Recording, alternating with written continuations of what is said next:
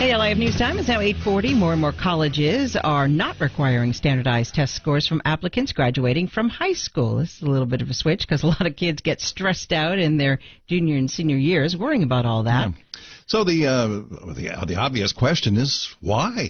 Why are they dropping the test? Jean Burk is an education expert and author of College Prep Genius.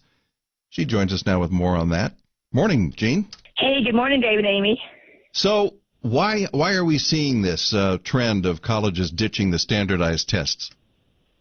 Well, we see it because I think, a lot of kids, they're not passing it, number one, and I think colleges are wanting more applicants. But to be totally honest, I don't think it's going to go away anytime soon. I mean, the college board themselves are a billion-dollar company.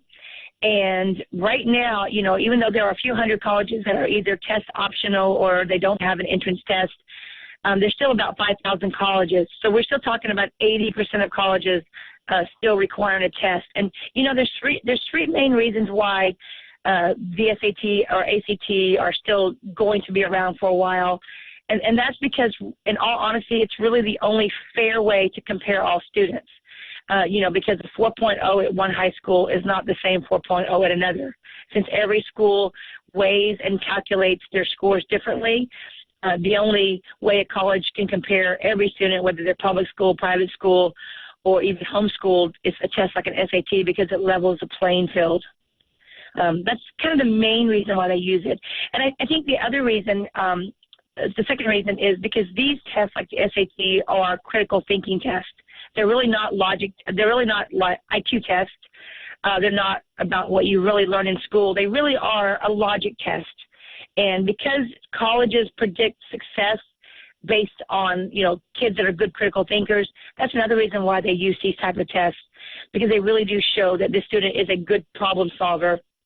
And then the last reason, and probably the most important reason why I don't think they're going to go away anytime soon, is because colleges go up on their rankings nationally based on their test scores. So basically, the higher the test score, the more money the kid can get. That's why you can get free college, based on an SAT score. So what are the GWs of the world now using to try to admit kids if they're not using these standardized tests? What are they looking at instead? They're probably going to look more of how well-rounded the kid is.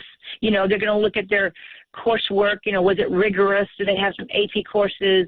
Do they have volunteer work, community service, leadership skills? The thing is by the end of the freshman year, 25% of kids have already dropped out of college, and by the end of the sophomore year, 50% have dropped out. So we end up seeing about only 1/3 of students ever graduating college that even start. And I think one of the main reasons why students do drop out of college is the workload. They're not used to, 4 or 5 hours of studying per class per day. When you're kind of breezing through high school and you're barely cracking a book, and then all of a sudden you're hit with all this work, I think a lot of students can't handle that. You said a couple of minutes ago that one of the reasons for colleges backing away from these tests is that the students aren't passing them, or I'm sure what you mean is that more students are not passing them, and that's got to be a big concern, and I'm sure a lot of people hearing that are going, well, here we go with a continuation of the dumbing down of America. Right. Are schools not doing the job as well as they used to? I was kind of under the impression that kids entering college these days were, flying high. Well, what the problem, I've been teaching kids how to ace SATs for 11 years, and what we're finding is because schools are not teaching what the test really is about, it really is not about the IQ. That's why I get a lot of valedictorians and top 10% in my class all the time, because kids will approach these tests like an SAT thinking it's about what they know and what they've learned in school, and, they'll be a good student, an honor student, yet they get a lousy score and they bomb the test.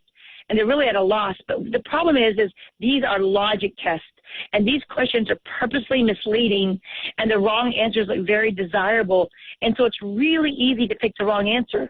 And so that's why, I'm teaching kids this is a thinking test.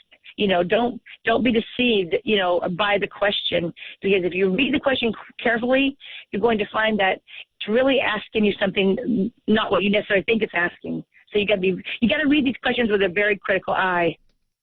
All right. Well, thank you very much for the information. We appreciate it. That's Jean. She is the author of College Prep Genius.